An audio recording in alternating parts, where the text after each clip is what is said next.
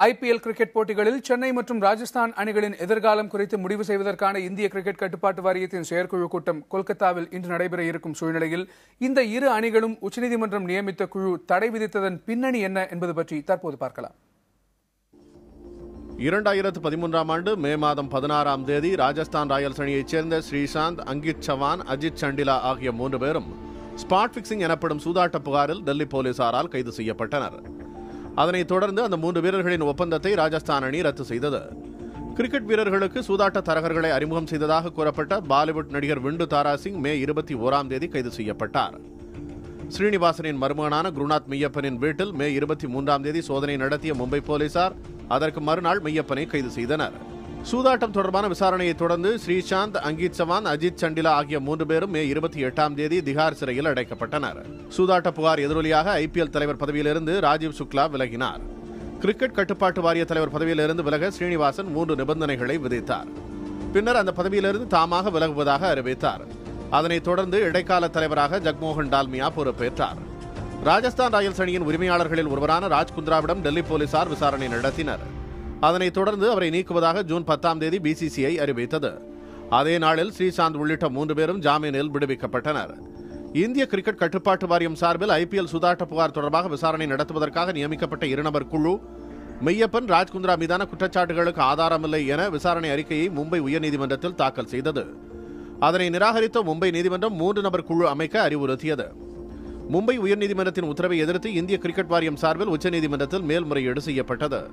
Chennai super Kings அணியை நிர்வகிப்பது யார் என விளக்கம் கேட்டு இந்தியா சிமெண்ட் நிறுவனத்திற்கு உச்சநீதிமன்றம் நோட்டீஸ் அனுப்பியது. ராஜஸ்தான் ராயல்ஸ் அணியில் விளையாடிய ஸ்ரீசாந்த், அங்கித் சவானுக்கு வாழ்நாள் தடை விதித்த கிரிக்கெட் வாரியம் அமித் சிங்கிற்கு 5 ஆண்டுகள் தடை விதித்தது. சூதாட்ட புகார் தொடர்பாக குருநாத் மெய்யப்பன் மற்றும் கள நடுவர் ஆசாத் ரவூப் மீது மும்பை போலீசார் குற்றப்பத்திரிகை தாக்கல் செய்தனர். சூதாட்ட புகார் குறித்து விசாரணை நடத்துவதற்காக நீதிபதி முகுல் முத்கல் தலைமையிலான 3 நபர் குழுவை உச்சநீதிமன்றம் அமைத்தது. ஸ்ரீனிவாசன், மெய்யப்பன் உள்ளிட்டோர் விசாரணைக்காக முத்கல் கமிட்டி முன் ஆஜராகினர். குருநாத் மெய்யப்பன் சூதாட்டத்தில் ஈடுபட்டதாக முத்கல் கமிட்டி குற்றம் சாட்டியது. சூதாட்ட புகாரில் விசாரணை நேர்மையாக நடைபெறுவதற்காக கிரிக்கெட் வாரிய தலைவர் பதவியிலிருந்து விலகுமாறு ஸ்ரீனிவாசனுக்கு உச்சநீதிமன்றம் உத்தரவிட்டது. 7வது ஐபிஎல் கிரிக்கெட் போட்டிகளை நடத்துவதற்காக இடைக்கால தலைவராக சுனில் கவாஸ்கரை உச்சநீதிமன்றம் நியமித்தது. சூதாட்டம் குறித்த விசாரணைக்கு உதவுவதற்காக முன்னாள் கிரிக்கெட் வீரர் சௌரவ் கங்குலி முத்கல் கமிட்டியில் சேர்க்கப்பட்டார். பல்வேறு கட்ட விசாரணைக்கு பிறகு முகுல் முத்கல் கமிட்டி தனது விசாரணை அறிக்கையை மூடி முத்திரையிட்ட உரையில் உச்சநீதிமன்றத்தில் தாக்கல் செய்தது. குருநாத் மெய்யப்பன், ஸ்ரீனிவாசன் ஆகியோரின் பெயர்கள் முத்கல் கமிட்டியின் அறிக்கையில் இடம்பெற்றிருந்தது தெரியவந்தது.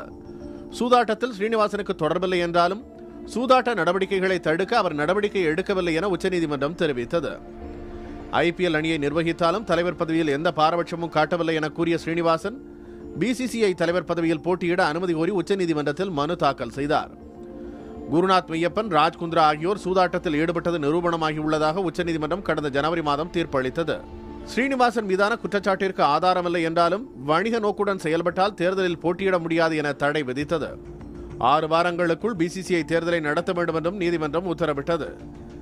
மேலும் குற்றம் சாட்டப்பட்டவர்களுக்கான தண்டனை விவரங்களை முடிவு செய்வதற்காக முன்னாள் நீதிபதிகள் RM லோதா, அசோக் பான், ரவீந்திரன் ஆகிய 3 நபர் குழுவை உச்சநீதிமன்றம் அமைத்தது. கடந்த ஜூலை மாதம் தீர்ப்பளித்த லோதா குழு சென்னை சூப்பர் கிங்ஸ் மற்றும் ராஜஸ்தான் ராயல்ஸ் அணிகள் ஐபிஎல் போட்டிகளில் விளையாட 2 ஆண்டுகள் தடை விதித்தது. மேலும் குருநாத் மெய்யப்பன், ராஜ்குந்த்ரா ஆகியோர் கிரிக்கெட் தொடர்பான நடவடிக்கைகளில் ஈடுபட வாழ்நாள் தடையும் விதிக்கப்பட்டது.